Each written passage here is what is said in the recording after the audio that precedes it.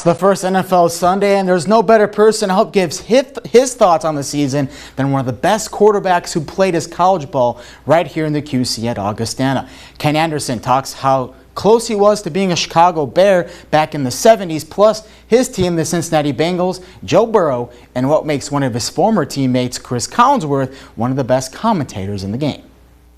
That's one of the cool stories. The Bears were one of the few teams that didn't scout me. And if you remember back in the day, the big broadcaster for the Bears was Jack Brickhouse. Yep. He did the Bears and Cubs.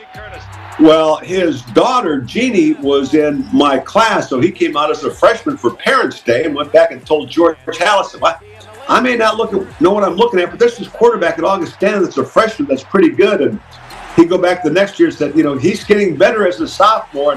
But like I said, I guess it wasn't good enough to convince the Bears to take a look at me because, every kid grows up, if I had to be anybody, boy, I'm still a Bears fan today, except when they're playing the Bengals. Chris Collinsworth, bunch of good matchups, good running teams, good running defenses. The gift of gab, he already had that from the moment he came in as a rookie. He had more of that southern accent when he came in from the University of Florida. He's kind of cleaned that up a little bit, but he's a great guy. And again, he's never forgotten where he's come from.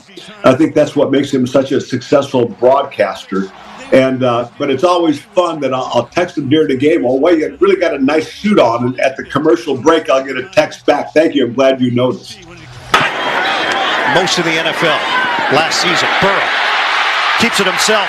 Huge gain for Burrow inside the 30.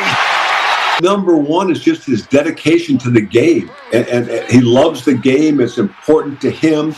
Obviously, he's got great talent, or you won't get to that level. But the game is important to him. He studies very hard at it, and he's a great leader. And the culture that the Bengals have developed on this team, where everyone is accountable to each other. They work hard. They appreciate the head coach and how he tries to take care of them in training camp. They play hard, and this is going to be an exciting team. And to be good, you got to have some talent. And he's got Jamar Chase, T. Higgins, Tyler Boyd, Joe Mixon behind him. The offensive line's going to be pretty good this year. So Joe's going to have another good year, a little slowed down by that calf strain that he's got right now, but he'll be back on opening day.